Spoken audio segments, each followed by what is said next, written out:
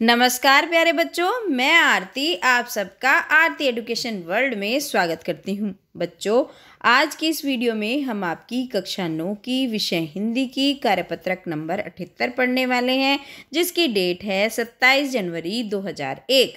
प्यारे बच्चों, ये जो वर्कशीट आई है आपकी, ये आपका जो हमने सोमवार को रीढ़ की हड्डी नामक पाठ पढ़ा था उसी के आगे का अंश है। क्योंकि मंगल को हमारा गणतंत्र दिवस था, हमने गणतंत्र दिवस मनाया, छुट्टी थी, तो सोमवार के बाद आज ही वर्कशीट आई है। तो ये वर्कशीट आपकी 27 तारीख की है। तो बच्चों, क्या होता है आगे? प्रसाद बोलते हैं बीच में ही। यह दूसरी बात है बाबू राम स्वरूप, मैंने आपसे पहले भी कहा था, लड़की का खूबसूरत होना निहायत ज़रूरी है। मतलब उनकी जो सोच है वो कैसी है, इसमें ये पता चल रहा है। कैसे भी हो, चाहे पाउडर वगैरह लगाए, चाहे वैसे ही, बात यह है कि हम आप मान भी जाएं, मगर घर की औरतें तो राजी नहीं होती। आपकी लड़की तो ठीक है। मतलब उनका मानना ये है कि लड़की को खूबसूरत होना ज़रूरी है, चाहे कुछ हो या ना हो। चाहे पाउडर, जो औरत है ये इसी काम के लिए है कि वो सुंदरता की देवी बनी रहे, चाहे पाउडर लगाए, चाहे कैसे भी हो, बस सुंदर हो। अब राम स्वरूप जी हाँ, वह तो अभी आप देख लीजिएगा। वो कहता है ठीक है, आज जो आप, मैं भी ये मानता हूँ, लेकिन आप अभी देख लेना, वो तो आपको पता चल जाएगा। तो फिर बोलते हैं, देखना क्या, जब आपसे इतनी बातचीत हो चुकी है, अब तो ये रस्म ही समझिए कि जब हम दोनों ने बात कर ली, तो अब आगे क्या लड़की वड़की को देखना या कुछ करना, अब रस्म ही करते हैं। तो अब वो राम स्वरूप हंसने लगे, हाँ हाँ हाँ, यह तो मेरे ऊपर भारी एहसान है, हाँ हाँ हाँ। अब वो हंस के कह रहे कि अरे तुमने तो बड़े मेरे ऊपर तो ये एहसान कर दिया।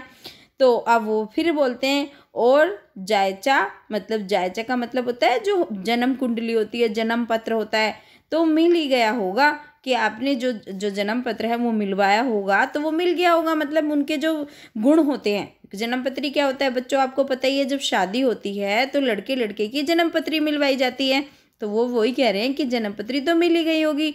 तो राम स्वरूप जी कहते हैं, जी जायचे का मिलना बहुत मुश्किल बात है, ठाकुर जी के चरणों में रख दिया, बस खुद ब खुद मिला हुआ समझिए।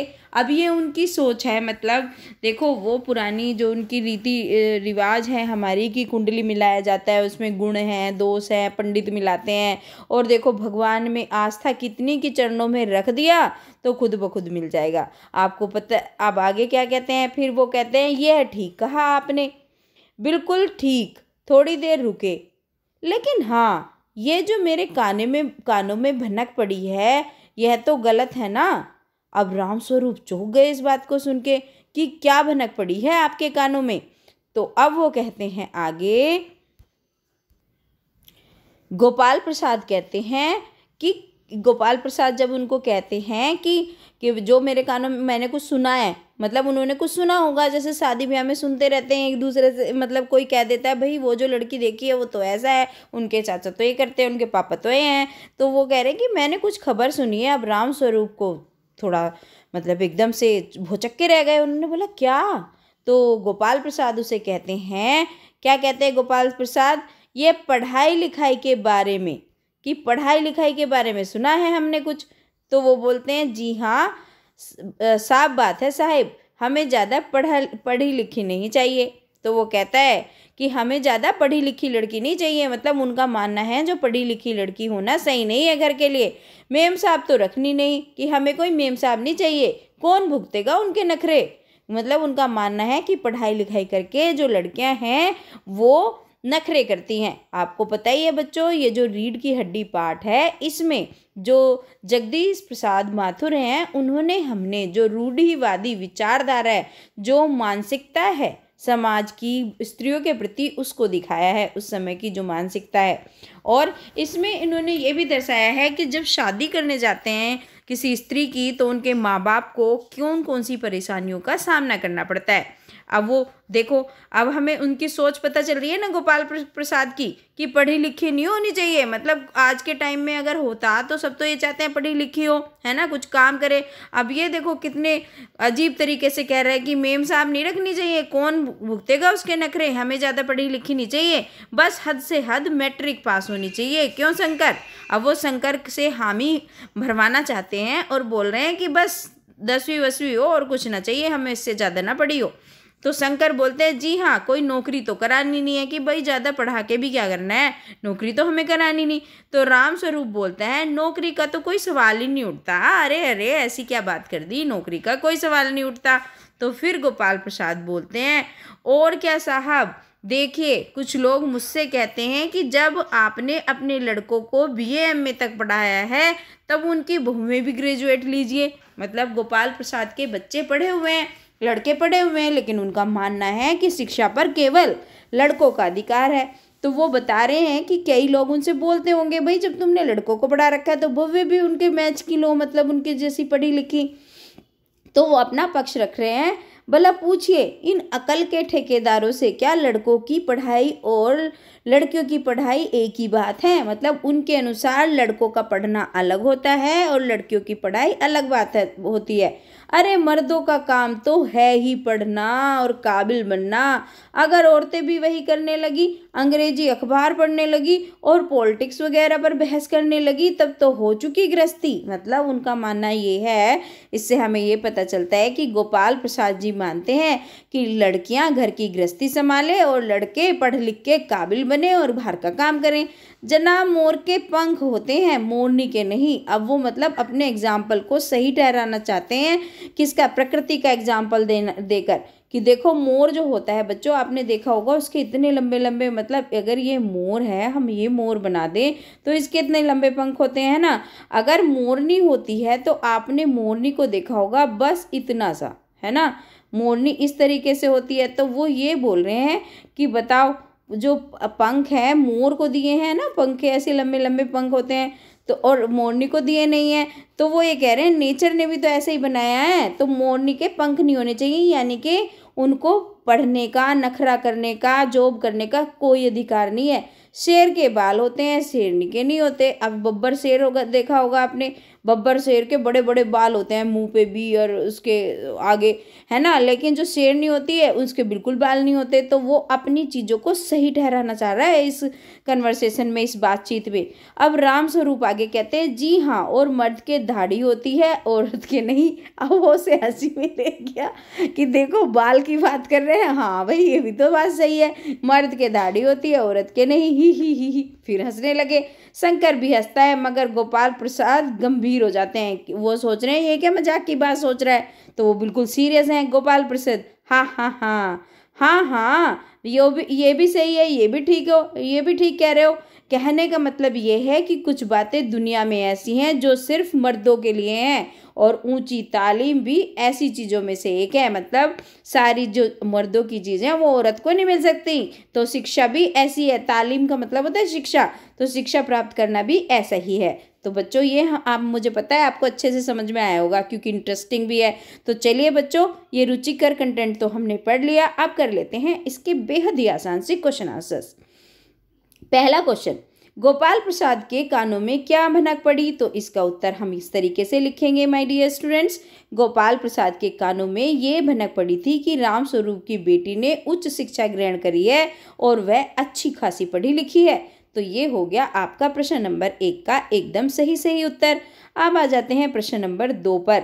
इस गद्यांश में लड़के लड़कियों में क्या भेद किया गया है? एक तो क्वेश्चन ये है कि लड़के लड़कियों में क्या भेद करा गया है। एक हमसे पूछा है क्या हमें लड़कियों में और लड़कों में भेदभाव करना चाहिए? तो इसका उत्तर हम इस तरीके से लिखेंगे मेरे प्यारे बच्चों। इस गद्यांश में लड़के और लड़कियों की काबिलियत और शिक्षा में फ़र्क किया गया है। गोपाल प्रसाद का यह मानना है लड़की ज़्यादा पढ़ी लिखी नहीं होनी चाहिए, है ना, और गृहस्थी कैसे चलेगी? उनके हिसाब से पढ़ना लिखना, काबिल बनना लड़कों का काम है, लड़कियों का नहीं। जो कि एक गलत सोच है। अब हम दूसरे प्रश्न का उत्तर दे रहे हैं, क्या ये लड़कियों में भेद करना चाहिए? तो हम इसको दे रहे हैं नहीं, ये गलत बात है। हमें लड़का लड़की में भेदभाव नहीं करना चाहिए, हम लड़कियों की काबिलियत पर उंगली नहीं उठानी चाहिए हमें, है ना। यह सोच बिल्कुल गलत है। लड़कियों को भी पढ़ने लिखने का और आगे बढ़ने का अधिकार है। तो ये आप इतना लिखेंगे इस क्वेश्चन के आंसर में, क्योंकि आपकी ओपिनियन पूछी गई है और आपको तो बहुत सारा पता है इसके बारे में, तो आपको इतना लिखना पड़ेगा मेरे प्यारे बच्चों। चलिए अब चलते हैं अगले प्रश्न की तरफ। अब तक दिए गए पाठ के आधार पर गोपाल प्रसाद की चारित्रिक विशेषताएं लिखिए। तो राम गोपाल निहायती चालाक, बड़बोले, लालची, पढ़े लिखे होने के बावजूद स्त्री पुरुष की समानता में अविश्वास रखने वाले व्यक्ति के रूप में उभरते हैं। मतलब हमारे पाठ में दिखाई देता है चालाक भी हैं, बहुत बोलते हैं, लालची भी हैं, पढ़े लिखे तो हैं लेकिन फिर भी स्त्री पुरुष में समानता नहीं रखते। इसी कारणवश वे अपने मेडिकल में पढ़ने वाले बेटे का विवाह कम पढ़ी लिखी लड़की से करवाना चाहते हैं। वे विवाह जैसे पवित्र रिश्ते को भी बिजनेस मानते हैं। इससे उनका लालची स्वभाव पता चलता है। तो ये लिख दिए हमने। देखो कितने सारी विशेषताएं इसमें आ गई। तो ये हो जाएगा आपके प्रश्न नंबर 3 का उत्तर। ओके, चलिए अब चलते हैं प्रश्न नंबर 4 की तरफ। राम प्रसाद गोपाल शर्मा का एहसान क्यों मानता था? जो राम स्वरूप है गोपाल प्रसाद का एहसान क्यों मानता था? राम स्वरूप गोपाल प्रसाद का एहसान इसलिए मानता था क्योंकि वह लड़की को बिना देखे हुए रस्म पक्की समझते हैं। इसका आंसर बच्चों ये लिखो आप, एक सेकंड, क्योंकि इसमें आप ये जोड़ लीजिए क्योंकि वह लड़की का पिता है और गोपाल प्रसाद लड़की को बिना देखे ही हाँ कर रहा है, तो उसमें उसको उसका बड़ा एहसान दिखाई दे रहा था।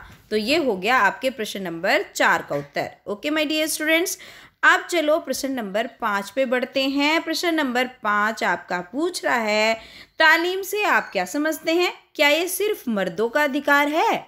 अगर है तो क्यों है या फिर क्यों नहीं है? तो हम इसका उत्तर इस तरीके से देंगे मेरे बच्चों। तालीम का अर्थ होता है शिक्षा प्राप्त करना, है ना, और यहाँ पे पूर्ण विराम लगाएंगे। ठीक है, तालीम सिर्फ, ठीक है, ये लिखेंगे।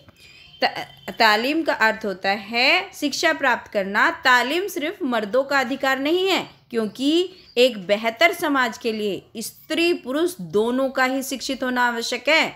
स्त्री और पुरुष समाज में एक सिक्के के 2 पहलू हैं। तो ये उत्तर लिख देंगे हम दोनों। हमने यहाँ पे तालीम का अर्थ दे दिया शिक्षा प्राप्त करना, और ये मर्दों का अधिकार है, तो हमने इसका आंसर दिया नहीं। ठीक है, तो ये जो हमने लिखा था ना बच्चों, ये आप यहाँ पे पूर्ण विराम लगिए, इसके बाद ये लिखिए, ये बिल्कुल ठीक है। मुझे लगा कि ये कैसे आ गया, तो आप लिखिए तालीम का अर्थ होता है शिक्षा प्राप्त करना। नहीं, तालीम सिर्फ मर्दों का अधिकार नहीं है, क्योंकि एक बेहतर समाज के लिए स्त्री और पुरुष दोनों का ही शिक्षित होना आवश्यक है। स्त्री और पुरुष समाज में एक सिक्के के 2 पहलू हैं। ठीक है बच्चों, तो ये हो गया आपका प्रश्न नंबर 5 के। टोटल 5 ही क्वेश्चन पूछे गए थे आपकी वर्कशीट में, हमने सारे कर लिए हैं। अब आपको क्या करना है, वीडियो को लाइक करना है। अगर बच्चों आप चैनल पर नए आए हो तो चैनल को सब्सक्राइब कर लीजिए। आपको वीडियो कैसी लगी उसके बारे में भी आप कमेंट्स लिखकर बताइए, और अपने दोस्तों के साथ भी शेयर करना माय डियर स्टूडेंट्स, जिससे उन्हें भी इस वीडियो का लाभ मिल सके। Thank you.